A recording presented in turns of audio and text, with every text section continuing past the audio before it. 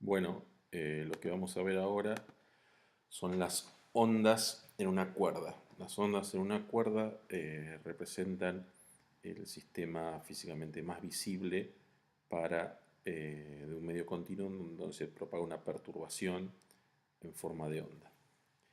Entonces, bueno, el, el, el sistema que vamos a considerar idealmente es una cuerda sin rigidez, es decir, una cuerda que no tenga ninguna fuerza transversal que pueda soportar su propio peso, a diferencia de una viga, que es algo que tiene rigidez y cuando uno está sometido a su propio peso, mantiene su forma. En cambio, una cuerda ideal no. Esto, el sistema físico que mejor lo representa es un hilo de algodón, sería. Bueno, entonces tenemos una cuerda en posición horizontal con una tensión. Entonces, cuando uno deforma la cuerda, vamos a considerar un desplazamiento transversal, que vamos a notar con la letra Φ. Por supuesto, ese desplazamiento va a depender de la posición a lo largo de la cuerda, es decir, diferentes posiciones de la cuerda tienen diferentes desplazamientos y del tiempo.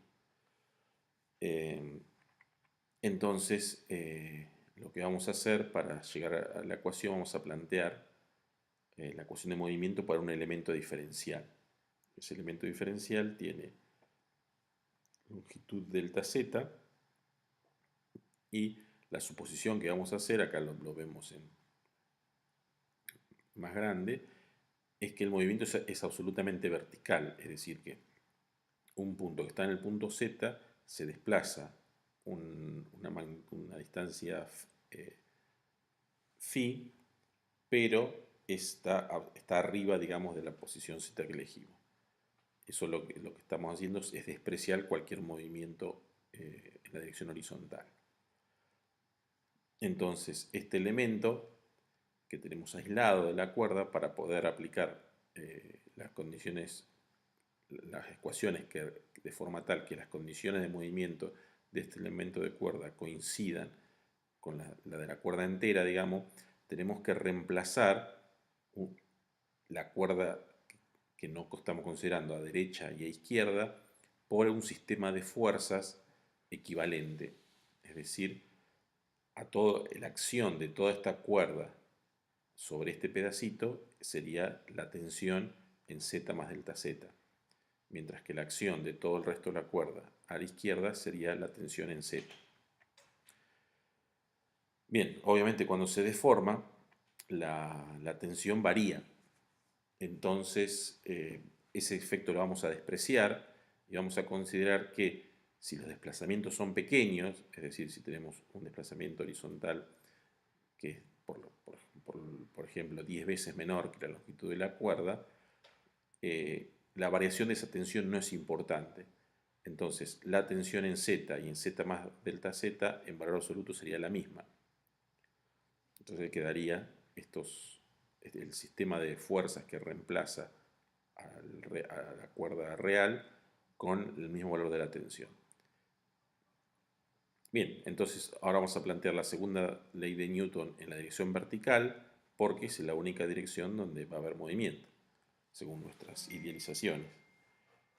Entonces, bueno, la segunda ley de Newton para este elemento sería que la sumatoria de fuerzas en la dirección vertical es igual a la masa de este elemento de cuerda por su aceleración.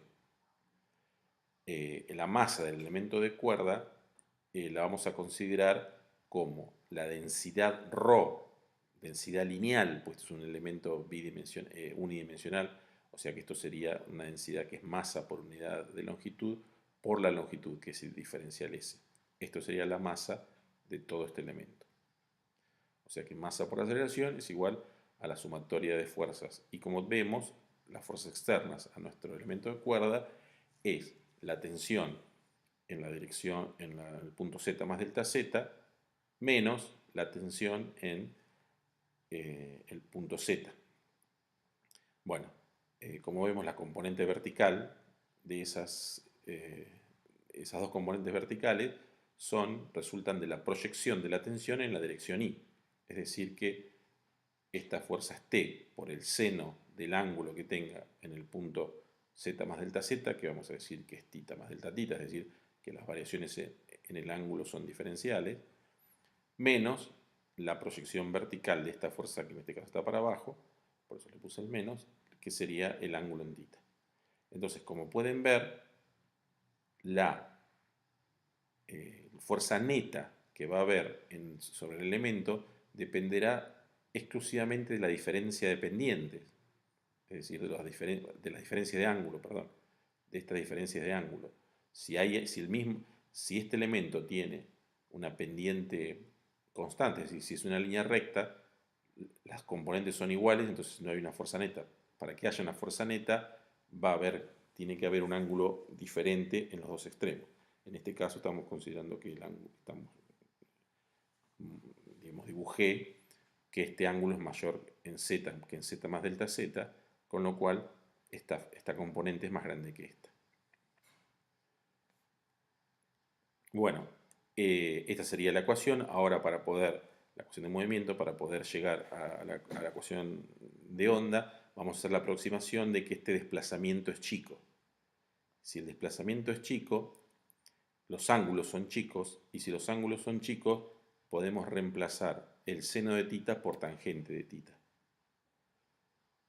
Es decir, que el equilibrio de fuerzas lo ponemos en términos de la tangente, o sea que es aproximado esto para ángulos pequeños, quedaría la tangente θ más delta θ menos la tangente θ. Generalmente la aproximación que hacemos al revés, es aproximar la tangente por el seno y en este caso aproximamos el seno por la tangente. Pero la tangente del ángulo S es la pendiente de la cuerda en ese punto. Es decir, que la tangente de este ángulo es esta pendiente. Y esta pendiente. O sea que lo que tenemos es una diferencia de pendientes. Bueno, si es una diferencia de pendientes, tenemos la derivada de phi respecto de x en x más delta x menos la pendiente en x. Entonces, la diferencia de las componentes vertical termina siendo una diferencia entre las pendientes a la izquierda y a la derecha.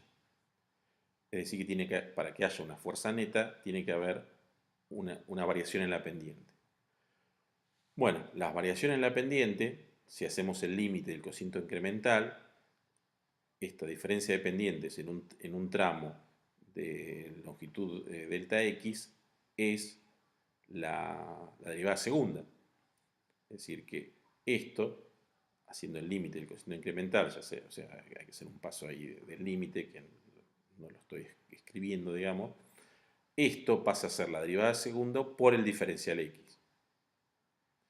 Entonces, la fuerza, la componente neta de fuerza que hay sobre el elemento de cuerda es la tensión por la derivada segunda por diferencial x. Y eso igual a la masa por la aceleración.